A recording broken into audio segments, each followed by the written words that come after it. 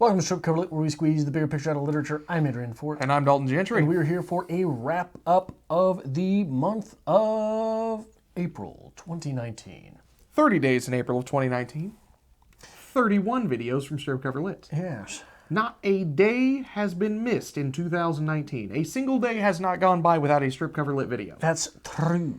Which would explain why I am always tired now in The Walking Dead. It's fine. Moving on. Do you or do you not feel accomplished? We're not talking about accomplishments right now. We're talking about wrapping up videos. Okay.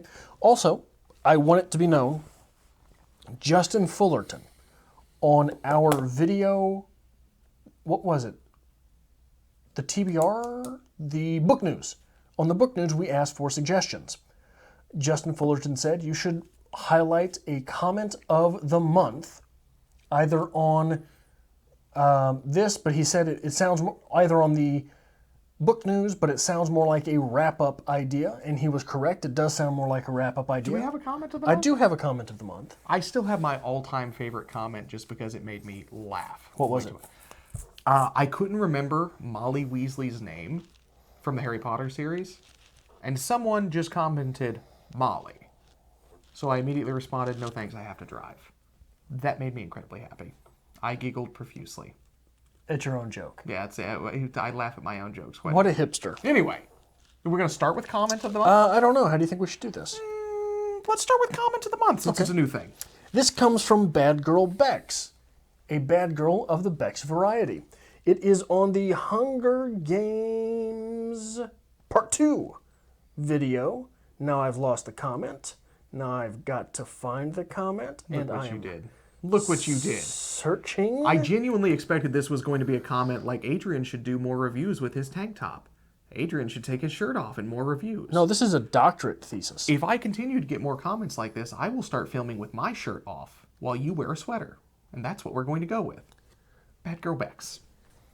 Just thinking about why this book isn't taught in very many schools, I think one person in the comments has remarked that in Canada it has been taught to 9th graders, which may actually play into one or more of the reasons why it isn't studied predominantly in U.S. schools. I think partly because of the allusion to violent students with weapons makes the school shooter phenomenon, which people seem to think of as a problem to do with guns being available. Newsflash, it isn't. Here in Britain, our teens just stab each other and strangers to death with easily obtained knives, thus leading to people now being arrested for being found carrying potato peelers without a license. I mean, it's a reason where... a reason. Where there's a will to kill, there's a way. So we never even embarked on that discussion during that series of videos. Fair. I guess the idea of encouraging young people to think about themselves as having the autonomous kind of self-awareness that could seem... Sorry, it's hard to read these. I have to keep moving the screen, you know. Self-awareness that could see them equating themselves, or at the very least empathizing with characters who are basically set up to kill one another, worries some older authority figures. On top of that, I think there's a theme that we've seen in so many books, films before. The theme of childhood innocence being shattered. I think you guys mentioned before that this book is basically just Battle Royale. It's also The Running Man, Logan's Run, and even The Time Machine. In Battle Royale, a class of misbehaving kids are sent to an island and told that they are to fight each other to the death. It is an event that the whole of society is aware of and follows intently. In The Running Man, it isn't necessarily children, but we see the same theme of a spectacle being portrayed in which contenders must compete to the death whilst a crowd of spectators, including a live audience, look on. Back to the tales with young people again. In Logan's Run, you have a society where everyone is allowed to live until the age of, I think it's 30, can't quite remember, and then a chip of their hand goes off, alarming hunters to track them and kill them. Spoilers, by the way, I don't know why. And then in The Time Machine, we have old Eloy, who at first looks like a beautiful utopian society of beautiful, perfect younger people, until we realize that these wonderful, perfect Eloy, E-L-O-I, how do you say that? Are in fact naive and only able to exist the way they do for as long as they do, because the Morlocks are being appeased by the regular sacrificing these young to Eloi, to them who dwell below the surface. And I'm sure Bex is going to yell at me in the comments for my pronunciation of that. And then there's, I'm telling you, this is a doctorate thesis. Yeah. There's no way we can read all that in 28 minutes. So, okay, that probably makes sense. You flirted with, I'll jump to a little bit further. You flirted with the possibility of there being more than a hint of sexual tension in the text. I wouldn't know. I never will, because she hasn't read the text. But that in itself would make sense, as we know that the onset of sexual maturation equals the death of the childhood. Parents, schools, ministers, etc. all want to hold children back from the inevitable sexual maturation phase because it is a Rubicon that when crossed, one can never return from. To delay it is to keep the child from the trials of adulthood, the responsibilities of becoming a spouse, a parent, an employee. That this would be included in the book, even in a very minor way, makes sense because this book, as with a few other examples I've mentioned, are all about death of not just children, but childhood itself. It is a bloody YA novel. Of course, that'll be the core of the text. So yeah, if you want to read this in its entirety, it is on our Hunger Games Part 2 video. It is from Bad Girl Bex. And I will say this, Bex. It sounds like you're having fun examining the ideas at play in that novel.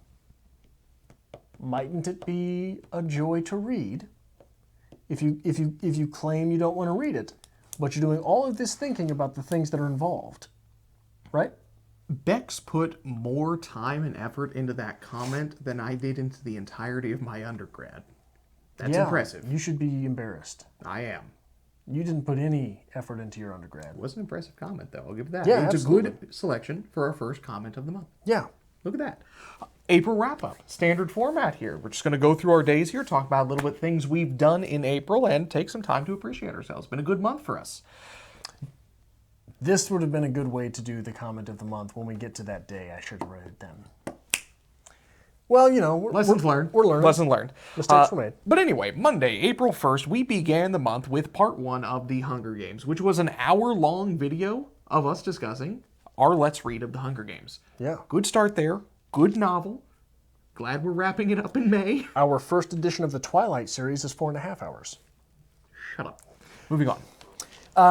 On Tuesday, No. You already screwed that up. I already screwed that up. Dovreguben was on the 1st. Because the Dovreguben tag was an April Fool's joke. I fooled myself. And I specifically made sure I jumped right into that so I didn't have to say Dovreguben. Yeah. Because I didn't want to. Yeah. Which I'm a little upset no one took the bait. It's okay. But no one took the bait. It's okay. Wednesday, April 3rd, we did Harry Potter, chapters 35, 36, moving towards the end of that book. On Thursday, the 4th, was Variety Hour 40. Always Variety Hour. Friday, we had a poetry reading, Song to Silje, one of the last couple poetry readings I've done. On Saturday, the 6th, was the Donna Hall, a book haul of Stephen proportions. We were sent books by Stephen Donahue. The modern Kurt Vonnegut. Yes. I'm going to plug that every single time now. Donnegut. The Donnegut. Steve Donnegut. Steve Donnegut. Vonahue. April 7th. Vonahue Donnegut. April 7th, we had a little bit of spillover from March as we continued forward with Portrait of the Artist as a Young Man. We had part 5 go up that day. Vonahue Donnegut. Fine. The 8th, we had Hunger Games Part 2, from which our comment of the month was sprung. April 9th, I had my tag. We did Springtime for Dalton. See the sprung there? Sprung. See how I did that? See how I did that? Gorgeous. Yeah. We had on the 10th the Adrian Reads announcement, for which we will be reading Stephanie Meyer's Twilight. a wonderful text. I'm glad you're excited about that. And we had a writer's quote video. A return to writer's quotes. A return to writer's We haven't done quotes. writer's quotes in a while. We did a return there. It was good things. The 11th, Thursday, Variety Hour as always. A poetry reading on that Friday for This Is Just to Say by William Carlos Williams. You are correct there.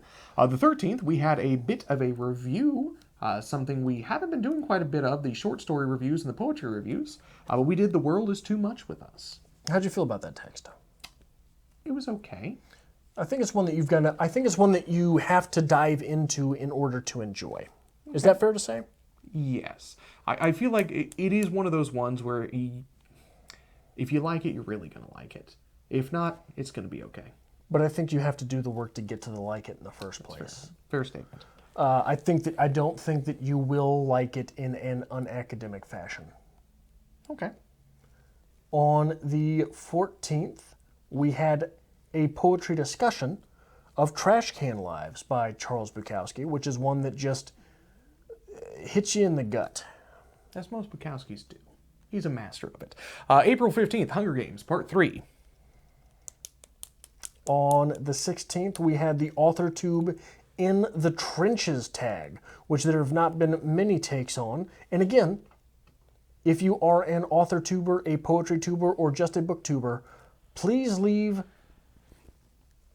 You all right? Oh, yeah, I'm good. What was that? I'm just noticing that a lot of people do my tags. That's fine. Okay, I want you right now to search 52 Nifty Bookish Cues. Just saying. I want you to do it. Just saying. I want you to do it. Just saying. Go ahead. All the booktube's done that tag. A lot of people do the Dalton tags. That's fine. You get about 3/4 of the views I do. It's not bad. They might want to participate with you more and be your buddy, but they want to look at me. Okay? AuthorTube in the Trenches tag. Comment below if you are a booktuber, or a booktuber and or an author-tuber, and a booktuber and or an author-tuber and or a poetry-tuber, because it is getting difficult to remember which members of the community participate in what things, and I don't want to really overlap them and tag someone in a poetry tube tag that wants nothing to do with poetry, or in an author tube tag that is not an author tuber. So if you could help me with that, we will continue to pump out tags. I want to start a gardening community and call it Tuber Tuber. I know you do, buddy. Thank you. Thank you for that. April 17th, we had the epilogue discussion of Harry Potter and the Deathly Hallows, one of the last Harry Potter readings that we will ever have, and one of the final videos of the Harry Potter series. Yeah, 18th was Variety Hour 42. 19th debuted a new series that is going over quite well on Strip Cover Lit. We had How to Read Books Good, Episode 1. Full discussion of Thomas C. Foster's How to Read Literature Like a Professor. Yeah, that went over quite well for you. It did. I'm enjoying the series, actually. Learning quite a bit, diving into it, and having a good time doing so. Yeah, I think it's going to be a useful series to have. I think that... There's a lot of worth to be had from it. There's a lot of utility. It's not something I think everybody picks up on the shelf and just, dives into, but I think once you take the time to do so, it's entertaining, it's enjoyable, insightful, and you're going to learn quite a bit. Well, and it really sort of fits our aesthetic here. Aesthetic? If I can use one of your people's words. That's fine. That's fine. Are you looking up to see if we screwed something up? No. The first iteration of Variety Hour was 40 episodes long. This iteration of Variety Hour is already nearly 50. So we've been doing it more. Now, there's a bit of a misnomer on there, I'm not sure, because, here we go. Our Variety Hour playlist only has 26 videos. Our Harry Potter playlist hasn't been updating for the last book and a half. So I don't know why that is, because they're in the playlist. Like, we upload them to the playlist, so it's just not working. We need to make it a point to see exactly where we are with Variety Hour, so we have a grand 100th Variety Hour. I don't know why I could not say that. So we're nearly at 90. We're going to have to start planning. It's going to have to be grand and special. We Bust out the Stellas. We celebrate way too many things here, I think. I'm okay with that. We celebrate views, we celebrate subscriber marks. Is there a problem with that? I don't know, we do a lot of work. There's probably a lot of things to celebrate. A keg of Stella. Keg of Stella. A pony keg. We'll just put it right on the table and go to town. A keg of Stella. A live Variety Hour for 100. It sounds like a dinosaur. Keg of Stella. Keg of Stella? Keg of Stella. We will have a keg of Stella while dressed as dinosaurs. I have a dinosaur costume. Do you? No, I don't have a dinosaur costume. Dalton, I'm an adult. Moving on. The 20th. 583,919 views, by the way. So we're creeping up on 1 million, about 1,200 views a day. The 20th, we had the Functional 5 book haul. The only thing functional about April 20th. I'm so proud of that. Good timing on us. April 21st, we finished up our Let's Read series of A Portrait of the Artist as a Young Man by James Joyce with a full literary analysis and review. Yeah, and on the 22nd, we had Hunger Games Part 4. 23rd, back to a Dalton tag. We had the Jumbo Genre Recommendation tag. It's a pretty awful tag. No one's really done it. We had the Harry Potter and the Deathly Hallows wrap-up on the 24th. 25th, a Thursday variety hour as always. The 26th was How to Read Books Good Part 2 with Dalton Gentry, the Salty Sentry. Talking a little bit about food on that day. 27th, we had our May TBR, where we planned out some dastardly things that might be coming in May. Dare I say. The 28th was May Book News. 29th, Hunger Games, Part 5. And we finished the month with the Highlander Poetry Tube tag. There can be only one poem about a bird. What is it? The Bluebird, Charles Bukowski. I mentioned that, but didn't go with it. Really? Returning, we hear the larks. Look at you. Yeah. Look at you flexing your chops. So it was a good month. Look at me. It was a good month for Strip Cover Lit. How do you feel about the month? We had 31 videos up for 30 days. We again did not miss a day. We debuted a new series. We had some very successful tags. I think it was a good month. I believe we are 3 videos ahead. We've dropped 2 videos or more. We're at the point now we've gone over 100 days without screwing anything up. Which is, if you look at like the Dalton work record, like in the little inner workings of Dalton's mind, there's like little Daltons running around like this many days accident free. That doesn't happen. No. So take pride in that I haven't screwed this up yet. Yeah, we're cooking. We are cooking. We are appreciating at 1,200 views a day, right? Which I think is pretty impressive for a channel our size.